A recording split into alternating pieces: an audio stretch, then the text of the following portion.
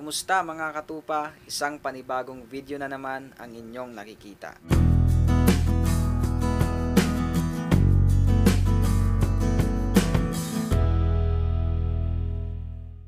So sa video na ito mga katupa, ituturo ko na sa inyo ang inyong request na Oceans by Hillsong United. So yung original key nito mga katupa ay nasa key of D major. At yun din yung ituturo ko sa inyo sa video na ito. So hindi na natin patatagalin pa ito mga katupa, yung ating tutorial. So magsimula na tayo. So narito yung lahat ng chords na gagamitin natin sa buong kanta.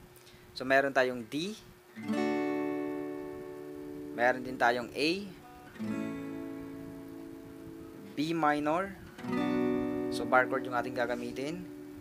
Pwede rin namang open chords, kayo na bahala doon.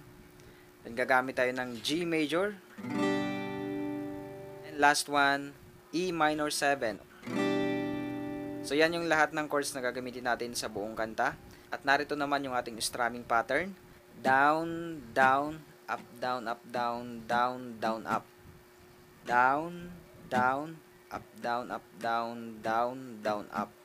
So yung down up lagi sa dulo, yun yung ating pag-switch ng chord sa kanta. So yung pinakabuelo natin kapag maglilipat tayo ng another chord. So yan yung strumming pattern na gagamitin natin sa buong kanta.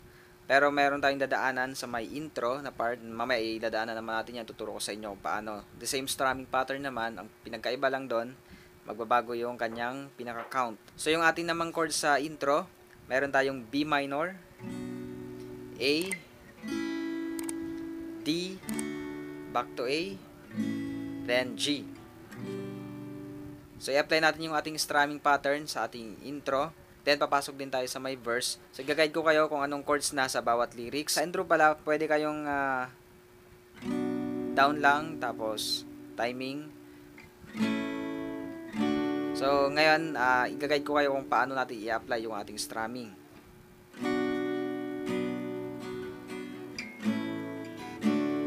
Yan, ihinto muna tayo dyan, i-ano ko sa inyo kung paano ginawa yon. So, dito sa may B minor, up, down, tapos hindi mo na kumpletuhin, diretso ng A, down, up, tapos to D. Tapos doon na kumpletuhin sa may D. Yan. So yan yung ating running chord na part, sa may B minor, A, D.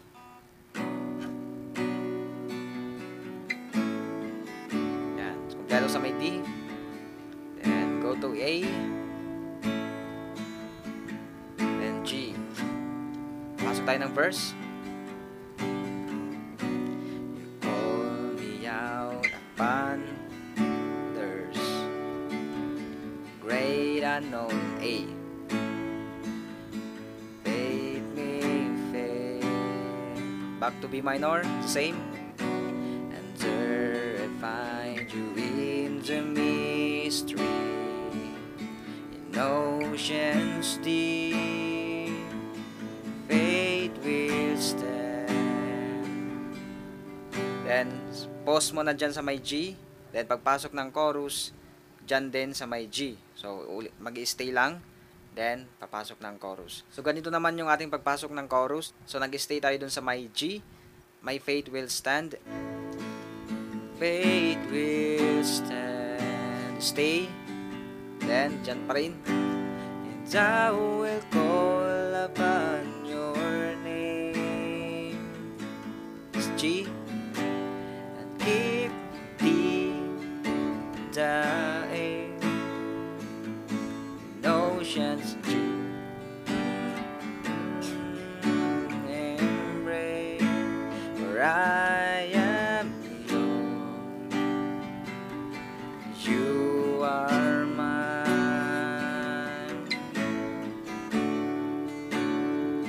then, ginawa lang natin yung intro. Then, end sa may G. So, mapansin nyo dyan sa may chorus natin, running chord din yung ating ginawa. Then, ginawa din natin yung part na hindi kinumpleto yung strumming doon sa may G, tsaka sa may B minor, yung You are mine. Then, jump agad doon sa may A, tas B minor. Then, pagdating ng B minor, gagawin ulit yung intro kanina. The same. Tapos, pag sa may B minor ulit, hindi rin siya kompleto.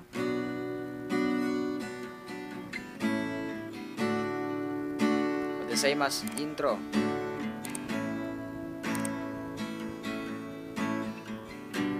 Then pagkatapos niyan, verse 2, the same pattern. So kung ano yung ginawa natin sa may verse 1, the same pa rin sa may verse 2. Then let us assume mga katupa na natapos na natin yung verse 2 kasi the same lang naman sila ng verse 1, walang nagbago doon. Then natapos na ulit tayo ng chorus, halimbawa. Then papasok naman tayo ng bridge. So ganito naman yung papasok natin sa bridge. Pagkatapos natin dun sa may chorus, sa You Are Mine, ganun pa rin yung gagawin. Sa may pag-end, gagawin yung intro, yun ang pinaka-interlude natin. Then saka papasok ng bridge. You are mine, oh. It's A.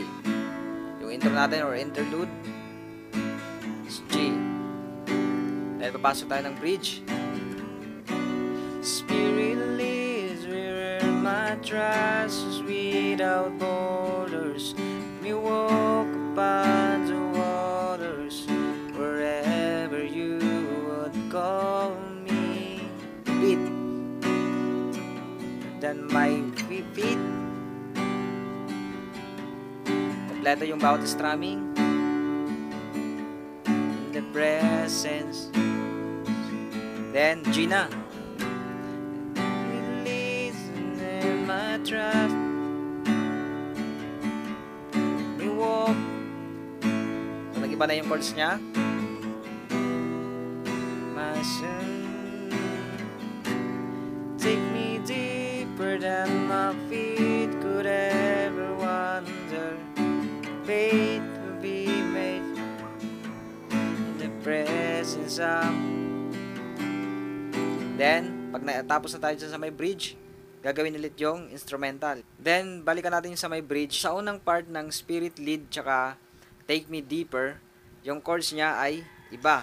Pagdating sa may second part naman, yung pangalawang part, the second part. Sa pangalawang part na Spirit Lead tsaka Take Me Deeper, so iba na rin yung kanyang chords. Pero the same pa rin yung kanyang pattern. So nakita nyo naman sa screen kanina yung pagbabago ng chords. And pagkatapos nga ng ating bridge, mayroon tayong babalikan natin yung instrumental. Then after that, back to chorus. So kayo na rin ang bahala dyan sa may bridge kung ilang beses ninyo gagawin. And the same sa chorus, kayo nang bahala kung ilang beses nyo gustong ulitin. So it's up to you. So it's time na mga katupa para mag-play along. But before we start, kung gusto mo na maabangan yung mga susunod kong tutorials kagaya nito, pindutin mo lang yung subscribe button na nasa baba at yung bell notification para updated ka sa mga bagong videos na ina-upload ko. So since mga katupa English yung kantang ito, international, so there will be a possibility na magkaroon tayo ng copyright claim kapag kinanta natin ng diretso yung English na kanta.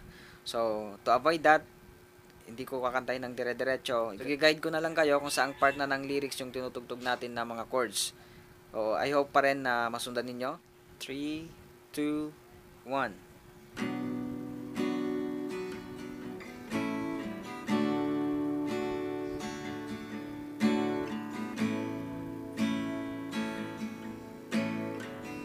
Ends at G.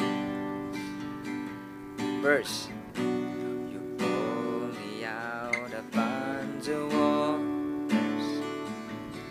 Hey.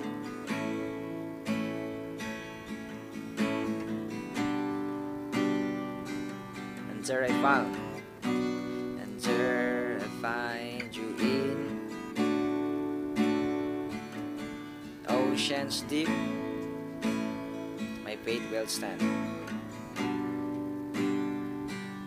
Chorus. Thou call. Repeat. And keep eyes the waves. When oceans rise, my soul will rest.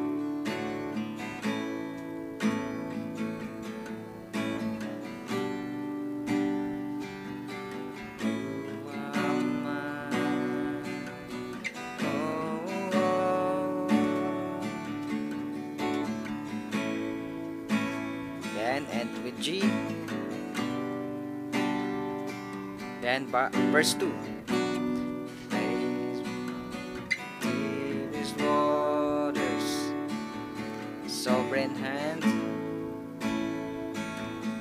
my guide. Then repeat. Surrounds me. You never fail. Won't start now. Chorus. I will call. Repeat. Keep my eyes around the ocean's rise. So blessed.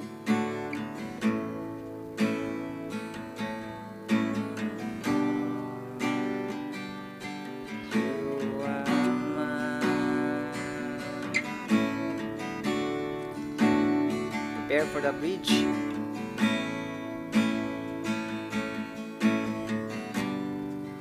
Then bridge. Spirit leads, trust me, walk wherever you beat.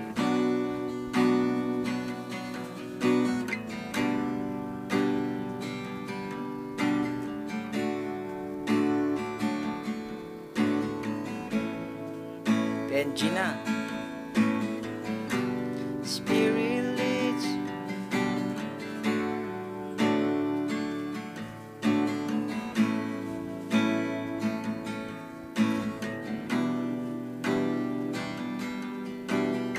Last one.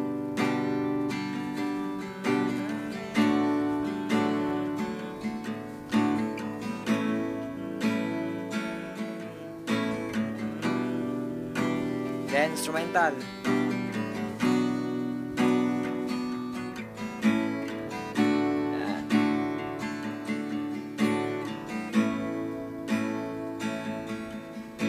Then G. Then chorus. I will call upon your name. Keep my eyes away. Ocean, so will rest in your embrace. I am yours. You are mine. So dyan na tayo mag-e-end sa may B minor.